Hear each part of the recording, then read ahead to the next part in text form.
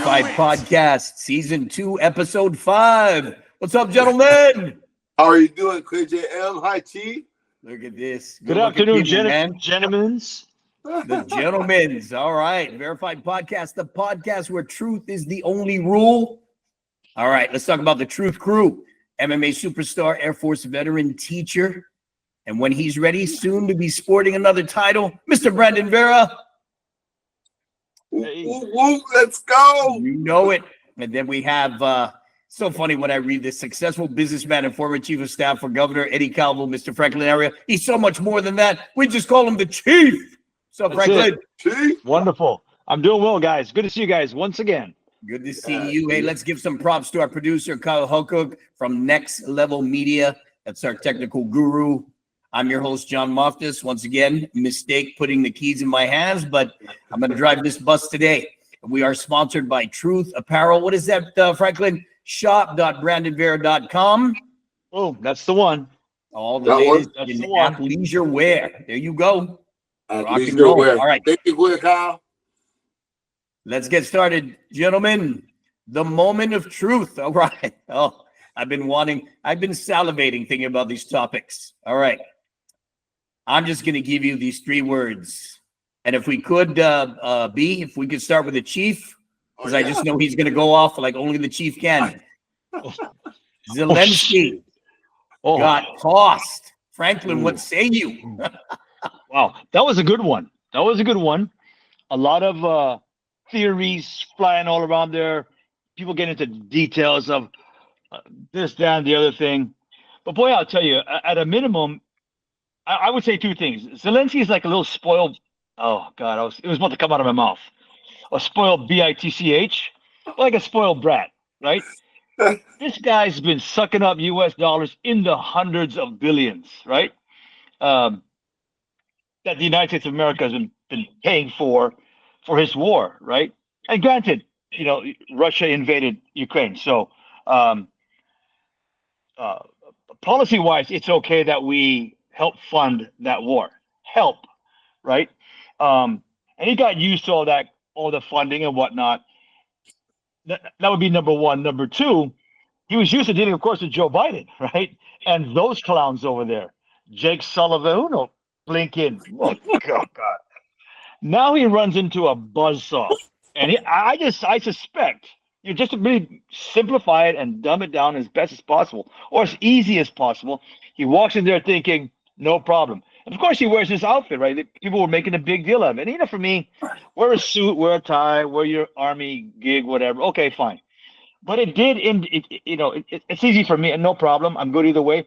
But it did a signal, business as usual. I'm gonna roll in there. Who cares? Donald Trump. I saw Joe B, DJT, no problem. And man, he got himself an ass whooping. Straight up, you are an ungrateful man. Number one. Number two, that's number two. Number three, Donald Trump set it up all correctly, right? The mineral deal, right? Which I think is really good. Joe Biden just wrote the check. Just here you go.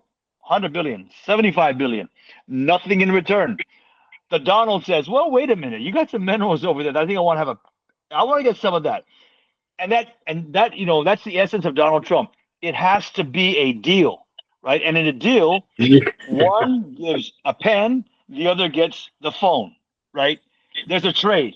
It's not just here, take all the money. And so, finally, number four, I think the people on the left are freaking out over nothing.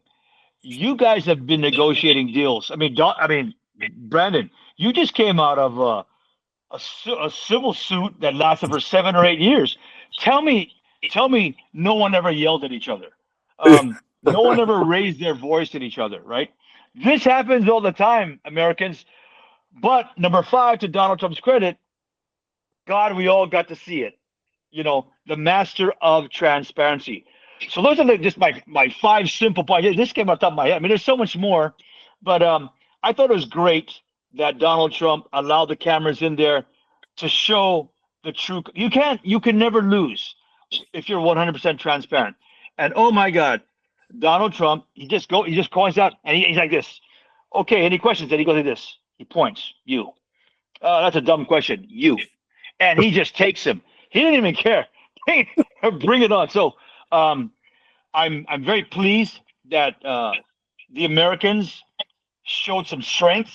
And again, the liberals just said, it was so undiplomatic. He was this and that. He was mean. He was rude. Yo, man, that's a lot of money. That's a lot of money we've been giving up. And that's frankly, that's what leadership looks like. Clearly, liberals have not seen the leadership. They've seen acquiescence. They've seen weakness. They've seen decisions driven by emotion. Right? The Donald said, no. I'm not having any of this no more. Right? We can do a deal, but I'm sitting in the driver's seat. You don't have the cards. That's how. And he bullied the guy. It's okay to bully once in a while, especially when you can. It's okay. Sorry. Okay, That's why we start with the chief, because he's going to go off, right? So, sorry. Real quick before I go to you, everybody, I mean, I'm sure that most people know about this. Just for those people who have been sitting under a rock, just for the setup, Ukraine President Zelensky was at the Oval Office, the White House, meeting with President Donald Trump, and Vice President J.D. Vance. He shows up in, I think he just went to TJ Maxx or whatever. He won a green pants and thought that was presentable.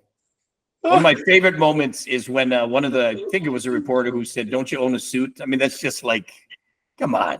Yeah. And, he's gotten, the chief mentioned this to me.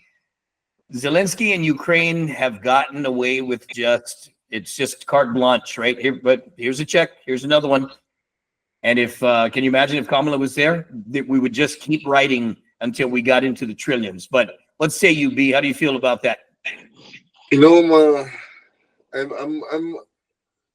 with the chief. I'm a fan of how Zelensky got called out. I'm a fan of how it went down live.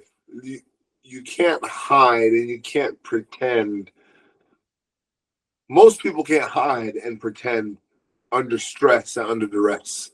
You can only fake the funk for so long, and everything, the comment alone about him having a suit, whether or not he had a suit, and then his choice of words and how he said what he said. Well, maybe next time I come, I have a nicer suit than you, maybe nicer than yours, and or maybe he understood he fucked up, and then he tried to retract live. You can't, man. You're showing the world your true colors, and that's what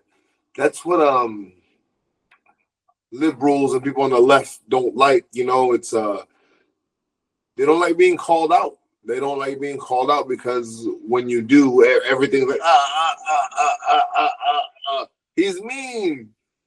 Oh, he's not nice. It turns into that mess again, and that's what it turned into. It turned into that mess again of him not being nice. No, man, he's not nice. Mother truckers, we've been giving $175 billion with a B over to another country, and then the leader of that country, dude in the Oval Office, didn't come dressed correct, and then he's telling the world that he doesn't know where 100 billion is, 102 billion. He has no idea where it's at, and they didn't sign for it, and it wasn't authorized, and now he's mad they have to pay money back.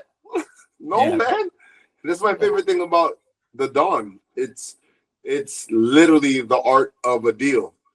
It's a deal needs to be made. Like, okay, you were flying free on the endless carpet ride, but no, new boss is in the house. Let's work. And absolutely, nobody knows how to deal with that because the gravy train's done. No one knows how to deal with it. DOGE is messing up the system. The people USAID they're losing their mind. All the unemployed federal employees that couldn't explain what the hell their job was, they're complaining. All the leeches in the system finally being purged, and this is just another leech. You can say what you want, but he's not He's not a great leader. Say what you want. Those forced conscripts are real. They're showing videos every day about people getting tossed into the car and thrown to the front line. You know, so man, I want to know where all those people are that had the Ukraine flags out posted on their cars, on their social media, and everywhere else. Ukraine, where you at now? Where's the money? Where, like, what? You saw that comedian, ridiculous person who's an actor pretending to be a president? Come on, man, you saw it live. If you mad because somebody's mean, that means you are brain dead. Nice. And that's a good segue, Chief. Oh, into the fear of the DOGE. Actually, before we go into the fear of the DOGE, I want to just touch base on it. You remember, and B, you brought it up, right? I think they sent him $178 billion, and he says, I only received 78. You know what? Wait, what? I'm sorry. We lost $100 billion? What? Somebody better check Joe and Kamala. Okay. Yeah, you know, accountants are usually good at what they do, and under stress, you're getting bombed. Yeah, you'll miss a couple of dollars here and there, but $100 billion, you know, that's tough to swallow. And you know, the war machine, based in the United States of America, got some of the hands on some of that. Oh, yeah. No question whatsoever. That'll be number one.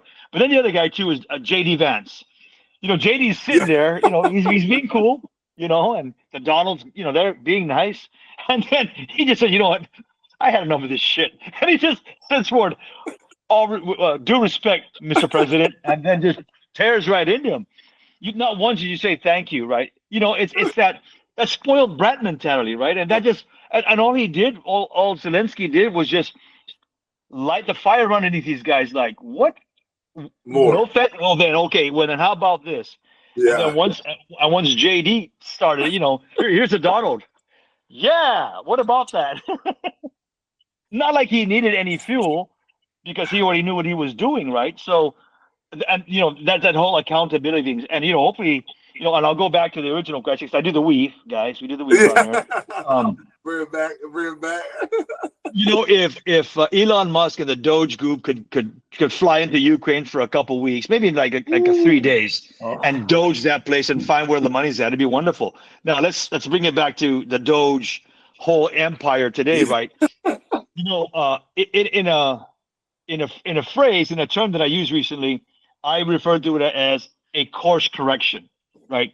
The United States government has just been kind of going on its merry way for, you know, 15, 20, 30 years. And everyone, you want to go, let's go back to as far back as maybe say, let's start with Clinton or even the Bush people, right? Bush, Clinton, Bush, Obama, Trump, you know, everyone's, how do you want to say, responsible for this, right?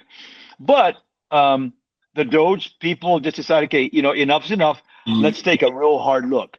And I don't think there's anything wrong with that whatsoever. I think that it's important that the American people really realize where their money is going to. And I'll tell you, I've always said this about Donald Trump. If anything else, he has taken a light and shined it brightly on the bureaucracy that Washington, D.C. is. Wait. His first term? Let me add in. Before he did that, they shined the light on him, and he said, okay, here, you want the light on me? Here's my taxes. Here's this. Here's this. Yeah, Chief. Yes. So now you get the DOGE, and that's even that's an even bigger light because you got a guy who understands process. He understands organizations. I think if there's anything that he's really great at, it's efficiency, right? Looking at efficiency and just pulling it out, extracting it, common sense. So he's been able to do that. Now, the US aid thing, that was a problem because it showed a lot of areas that were like, you know, guys, I don't think we'd be funding these. Now, clearly, there's a lot of social programs in America that we need. There's no question in my, you know, but we just need to clean it up. That's what I mean by course correction. We're just cleaning up some of this stuff. It's going to affect Guam 100%. It's going to affect Guam, no question. But that also it's kind of a signal to us. We need to tighten our belts as well. This is not just, you know, Washington, D.C. or New York or California or whatever. It's the territory of Guam. Now, I'll close it by saying, but the territory should also, and we can. I know we can, because we're not like that. We don't do those kind of crazy things. Our programs are funded for legitimate programs by and large. You probably find some waste and maybe some abuse, maybe, but it's not like spending $90 million for condoms in freaking Lithuania or something. I Jesus. I don't understand that. Anyway, those are my couple points on the DOGE factor. All right, you are tuned in to the VERAfied Podcast. This is season 2, episode 5. Can't believe the year is moving by this quickly. All right, BV, give me a little bit of a review of Trump's first month in office. Talk about maybe some of the executive orders you like. And if you want to start, because between you and Chief, this is going to be a fun segment, compare and contrast to Joe Biden's administration. Some things that I am concerned about is the ask for 4.2, I think, trillion in government spending increase for the next 4 years. I want to know why, especially if we're cutting all this money already. Like, where's the offset? So for me, that's a big deal. I follow everything and I'm looking, and the math doesn't make sense to me on that end. As my daughter likes to say, the math's not mathing. The math's not mathing. The border crossing thing is a beautiful thing. I think they've only had 8,000 encounters for his first entire 30 days. I don't think I've read any reports of Chinese boats coming up onto the beach since Trump been in office. I haven't read one. Almost all of his executive orders have been awesome. I'm still waiting for things though, and that's what I don't like. I don't like that I'm waiting for the Epstein list.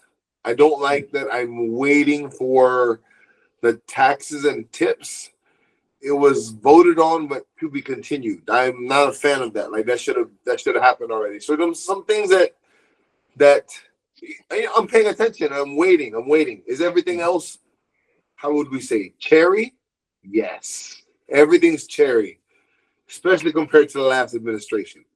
But there's some big things that I'm waiting on, and I'm twiddling my thumbs.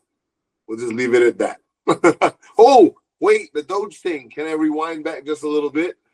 The reason why I was piggybacking off of what Chief was saying about shining the light, Trump showed his tax returns. Trump showed the world XYZ, and he didn't have to. So now when DOGE asked Nancy Pelosi, how come you're worth $300 million and you only been making $175 your entire career? Where does money come from? Let's see your taxes. You have to answer now. So now everybody that's worth hundreds of millions of dollars, millions of dollars, tens of millions of dollars, and you don't own businesses, you don't own factories, you don't own hotels, you don't own textile, you don't own anything? No, man. No. We need answers. How did you make that much money as a government servant? Like, do you have a side gig we don't know about aside from your investment portfolio that's very public for everybody to see? So I'm a fan of DOGE handling that part of the business. Nice. Chief, I don't know if you realize I was looking at the DOGE team. One of the papers, I think it was New York Times, listed down the Elon Musk DOGE team. And one of the young ladies that's on that team is a Jessica Belahudza. So I'm going to research to see if she's one of ours, if she's a Chamarita. But just interesting to see that name. So yeah, interesting. Kind of cool. That was kind of cool. Chief, have you noticed a couple of our guys that are probably not our friends on a regular basis, but Stephen A. Smith and Bill Maher are sounding a lot more conservative in their tone these days. Matter of fact, they've been most critical of the Democrat Party. don't know if you've caught any of that. Yeah, I have actually. And I'll tell you, that you can associate them with like the left side, the liberal component, and admittedly, they've all voted Democrat. There's a lot of guys, I voted Democrat, and now I'm either voting for Trump or the jury's still out in that regard, which is fine. I think what's important, the most important thing out of any of this, is that, like myself in 2017, I was probably like February or March of 2017 when Donald Trump, and I tell this story all the time, talked about fake news. I said, what does this guy talk about? What the hell is fake news? He's calling CNN a bunch of liars. I'm like, wow, that's pretty audacious and bodacious. But then I said, the president of the United States is saying that. Let me just look into it, and I'll keep my mind open, right? And here I am, and here I am. And I think what had happened since probably 2020, when people started to look a little bit more closely, slowly but surely, right?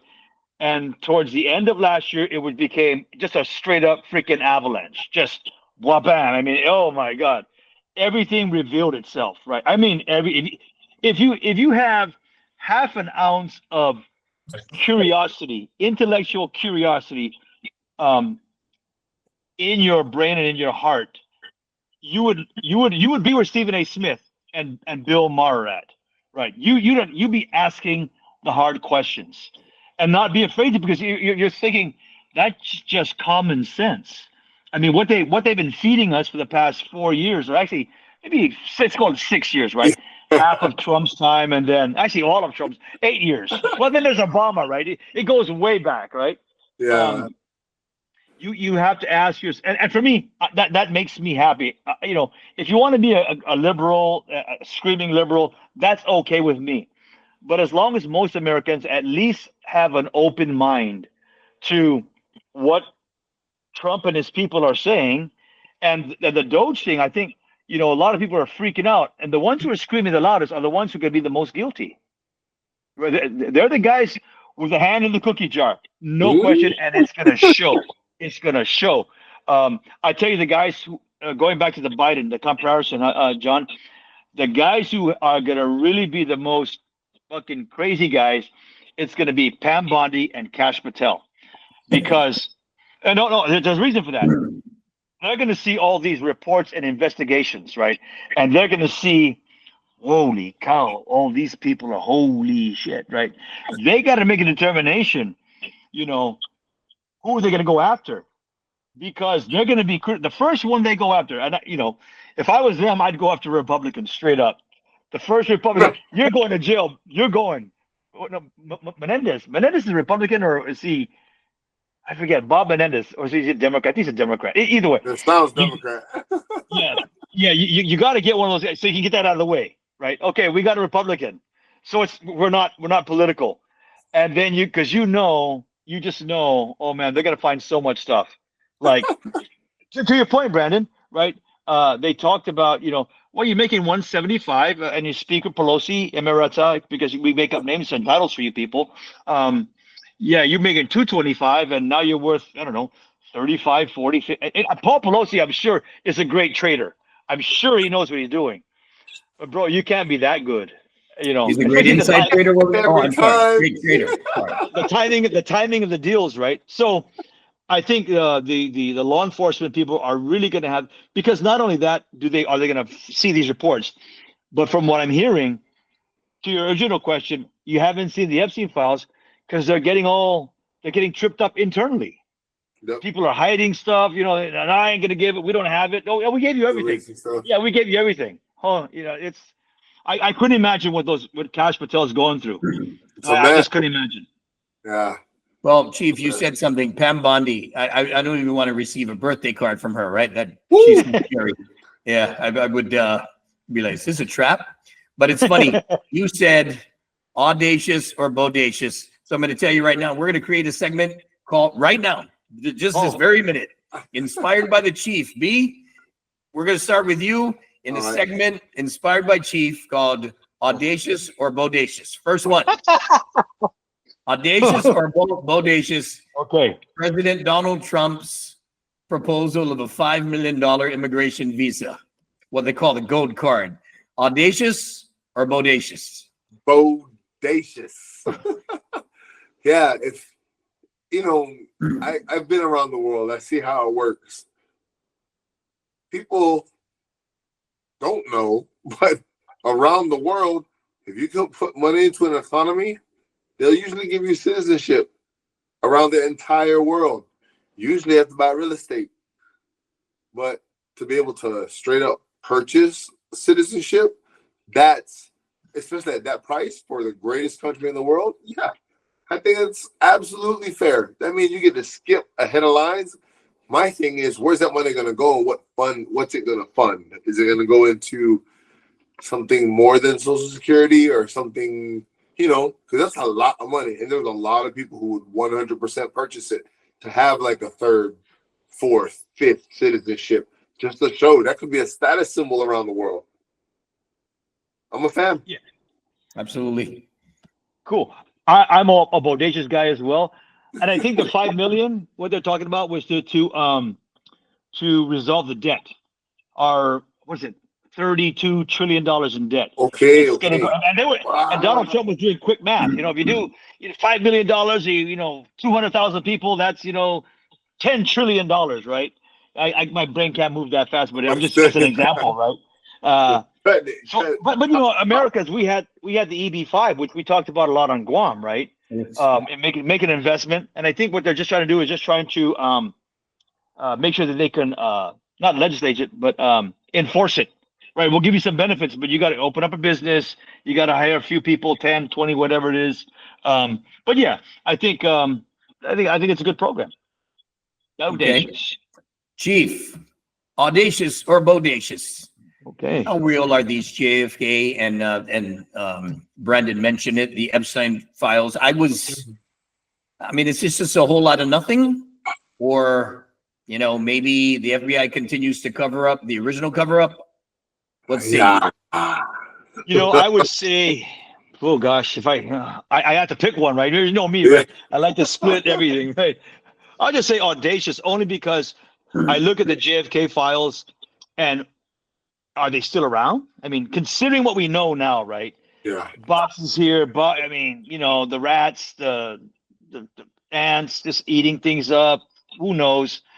I don't know if they're ever going to come up with anything with that case. Epstein's a little bit more contemporary. It was only a few years ago, right? And again, Kash Patel, right? Pam Bondi. This is in their wheelhouse, right? They've got to go through all of that, and I think Pam Bondi really got kicked in the knees because people want blood, man. These Republicans are like, we already have that information. Where's where's the pictures? Where's the videos? I'm like, calm down. They got to redact stuff. They got to make sure they have a case, and it just takes a while. This doesn't happen overnight, kind of thing, right? And I'm just, I'm not a law enforcement legal guy. I'm not a prosecutor, but I would imagine those guys, at that level, right? Think about it. Okay, let's just say who's the rich guy? Bill Gates is on that list. And let's say there's some video. Let's just say. Yeah. You don't think Slick Willie's gonna lawyer up with the best freaking defense lawyers in the universe? Yeah. And the FBI makes one mistake, right, in the investigation report and the discovery, case tossed, right? Then what? Right. So, I do know that about prosecution people. They want to make sure they know they're going to be up against some really solid, a lot of money, right? Yeah. Give me the lawyers, give me the investigative team, give me everybody. Money's not an issue. Dude, that's a big mountain to climb, right? So I can see why they'd be a little bit very cautious. And I don't know we're going to see it like in the next day or two, right? Compared to what these, bloodthirsty Republicans, they're dying, right? They want to see this story. So that's just my thoughts on that. Chief, I'm a big fan of Pam Bondi, but I think that was probably her one faux pas was saying, hey guys, we're going to release tomorrow. It's on my desk. And then It really wasn't, right? Had to write the letter to Kash Patel to say, Yeah. what else do you have? So, Yeah. B, audacious, bodacious, the JFK and Epstein files. I think it's a very bodacious idea. You know, absolute power absolutely corrupts. And if you've been in that position for that long, even up to the Epstein files, what would you do to keep the power that you've had for forever, you know? That's the scariest part for me. And then speaking to one of my conspiracy theory friends, they came up with something very good about why the names haven't been out. And said, think about it. Do you really think it was just Epstein that was videoing, or do you think he worked for somebody else? It's like, oh man, for sure he worked for somebody else. Okay, so now you know about Epstein and who you think he worked for. Do you think it was possible for him to be working for more than one person? So, ooh, that's real. Oh my God, man. They said, man, and those videos, like think about Tesla cars. Tesla cars have video cameras everywhere. It's basically a walking mobile 360 camera. Everything Jeffrey Epstein touched was a walking mobile 360 camera. So the amount of data and the people that are involved in everything, like Chief said, man, I can only imagine who it is. So I'm with him on that lawyering up and making sure they cross all the T's, dot all the I's before it happens. But I'm pretty sure they're debating who's going to stay protected and who's not. They have to. This thing's been too big. The fishing net's way too big. And I'm with you, Chief, and you, Queer JM. I'm in the middle. Like, I want blood. Somebody needs to pay. Somebody. I want blood too. I got excited. I thought we were going to see some things. I thought, I think I've watched too many movies on it, and I was waiting for the video. Oh my God.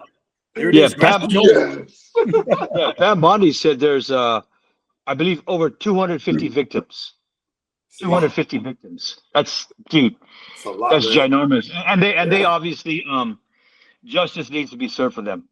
Yeah. It's obviously. Yeah. Wow. Well, gentlemen, this is why I love doing this podcast, because we just have so much fun and it moves quickly. We're actually in the last segment. That's fast today. Okay. What? This is our audience. You are tuned in to the VERAfied Podcast. You have the Chief, Franklin Arriola. You have the superstar. And soon to be, well, we'll touch that in the next show. I cannot wait to touch on that one. Brandon Vera, absolutely. Oh, that's a whole show in all its own, Kuya. All right, so here we go. This is the VERAfied Top 5, gentlemen. All right, so VERAfied Top 5, okay. For we Catholics, we are a couple of days away from Ash Wednesday, the beginning of Lenten season. 40 days of repentance, I guess, is what you want to say. Getting closer to God. So, oh dear, my brethren. No, I swear to God, it's not going to be a live confession. Okay, thank you. Name, I put 5. Let's just say, name 3 things that you should, not saying you will, that you should be giving up for Lent. I'm sorry. I have to write my notes. I have to do notes here. I'm sorry I'm laughing. I was laughing because we were at the store yesterday or today, and then I heard somebody literally saying, "Oh, are you giving up meat?" I looked over. I thought that vegan thing was a fad. I thought we were done with that. But now you said Lent. I was like, oh my God, that's why he's giving up meat. It just all clicked. Oh my God. Think about tomorrow's Kuya. We call this a sacrifice, but we make it like a dual purpose, right? Okay, and give up rice because I want to lose 15 pounds. Yeah, it's funny. It's not really a sacrifice. It's like, ooh, let me try my diet during the 40 days. Finally, necessary stuff they're finally implementing. I tell you what, 3 things, 5 things might be too much. Chief, do you have one you should be giving up? Not saying you're going to. That's funny. Yeah, typical for me, right? Never mind 5, just asking for 1. He'll struggle. But yeah, no. If I mean, if I was being like really honest, right? And Leoland, freaking since I was a kid and all this stuff. If it's those vices, right? You know me, right? I had to control myself. I had to spell out bitch earlier in the podcast, right? So swearing would be a good one for the kid. Swearing's a good, yeah. That's one I fail every single year. I try. Yeah. Hey, no shit. Yeah. Anyway, It's kind of fucked up. For me, yeah. and Franklin, you know this, right? I fucking love my alcohol, and I shouldn't. And so, sometimes the single malt scotch, it's calling your name. You think you're going to have a drink, maybe just a sip, half a bottle later. Yeah, not so much. I've seen you. I've seen you. Oh, yeah. Matter of fact, last time you were like my big brother, you were like, you better slow down. I'm trying. But you know what? The good stuff is very, it's like an avalanche. You get that first one, it's kind of, oh boy, whoo. Yeah. And then 6 drinks later, you're like, oh boy, and B, fortunately for you, you're not much of an alcohol consumer, right? You're like a quick sip. That's it. I'm done. Right? Ooh, that was good. Yeah. So yeah, the alcohol. Yeah, and that was actually gonna be my number 2. Give up alcohol, right? That would be a challenge. Okay. So B, the chief gave us swearing. He and I both mentioned alcohol. How about you? Got to be something where you're saying if I'm going to give it up to God, it's something that either I like or something that's maybe a vice. I should stop at least for 40 days. 40 days. I will give up my privacy and talk to people more. Because that's a super hermit. that's pretty good, because I tell you what, most people don't know this, right? Because you're who you are, because you have such an amazing brand, because you're the superstar. People don't know that you're shy, and that's so that's pretty good. Big deal. If it's gonna be something big, let's make it big. That's a big deal for me. Yeah. But some people are like, oh, that's really easy. No, not for me. No. Chief, I know you got another one. Oh shoot. Well, it's consumption based stuff. But I actually, Brennan, I can turn it on and I can turn it off when it comes to being social, right? If I'm going into a fundraiser, I'm going into a family function, a lot of people are there, I turn it on, right? Okay, hey, I got good to see you, blah, blah, blah. But generally speaking, bro, I'd rather just stay home, to be honest with you. And when I was younger, running around, partying with the boys, the ladies, whatnot, you can do all that good stuff. My age now, I'm like, nah, I think I just want to go home and watch like YouTube or Netflix or like for real. Like that's really what I want. Besides spending time with the wife and the kids, right? So that's it. That sort of thing. Barbecuing or just hanging out. But again, consumption, it would probably be like maybe, steak, a good red meat or rice like that, right? Yeah, because those are things that I really enjoy. B, I thought Frank was going to say this because I know our brother, the chief, to have a little bit of a sweet tooth. Sweet tooth, yeah. Well, there's that too. That would be number 4. I was thinking cinnamon rolls. Oh, yeah. The problem with you, B? You're too healthy, man. You don't have any vices. For me? Yeah. No, mine is sugar for sure. Ice cream, Cinnabon. Hey, okay. Best Cinnabon in the world is in St. Micronesia Mall, right by the escalator. That's the best one in the entire world. That's amazing, right? In one corner, you got Cinnabon to another. Yeah. That's Cinnabon, medium rare, huh? That kind? Oh, that kind. I know that kind. Yeah, that kind. When you've got all that syrupy stuff all over your hands afterwards. No, good. Yeah. That's a lot, guys. Okay, all right. You gave me a lot. Okay, we have the bonus verified question. So today, not that you guys would make time out to watch it, but the Oscars were held. Gave out all their Academy Awards. That was today? One Today? absolute favorite of all time, Academy Award winning movie. B? Oh. Ooh. If I had one, yeah, where you know it won an Academy Award. It could have been for Best Actor, could have been Best Picture, Best Director. One, you know, that won the Oscar that is just too hard to give up. Just like recently, the one that just no. I'm talking of all time. Oh, yeah. Forrest Gump. Forrest Gump. I absolutely love Forrest Gump. Yeah. I may not be a smart man, Janae, but I do know what love is. That was actually pretty good. I love Forrest Gump. Yeah, Forrest Gump. Awesome. Chief, that's a good choice, B. Thanks, brother. Yeah. Gosh, for me, I mean, you know, it's like, I think one time you asked me, give me the one favorite song of the universe, and I think I recited 17. Right? Of course. Yes. I just broke the rules, bro. I just broke all those. I think I'm going to break the rules here. The Godfather, of course, is right there. The other Jack Nicholson guy, One Flew Over the Cuckoo's Nest. Ooh. I mean, those, and then okay, so you got the Godfather, the dramatic crime. Then you got Cuckoo's Nest, you know, the psychological thriller, so to speak.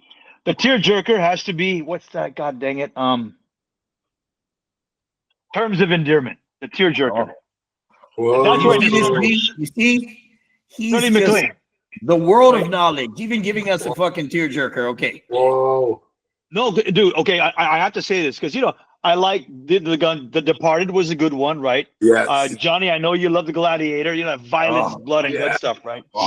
But that Terms of Endearment one, and I wasn't really into it, but when I watched Shirley MacLaine, because she won an Oscar for that as Best Actress, when she played that role, I just thought she just did that so freaking well. Like, that was like one of my favorite performances of an actress at any level was when she played that mother, Aurora, the mother.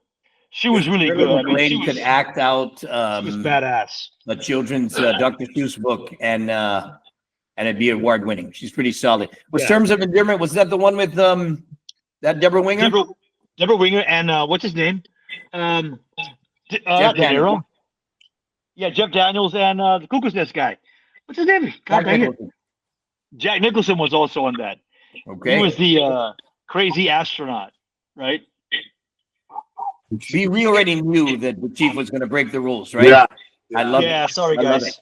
That's good. No, that's good. That's all right, that's though. good. Thank you. I got some stuff to watch tonight now. Absolutely. So, my favorite Oscar-winning movie.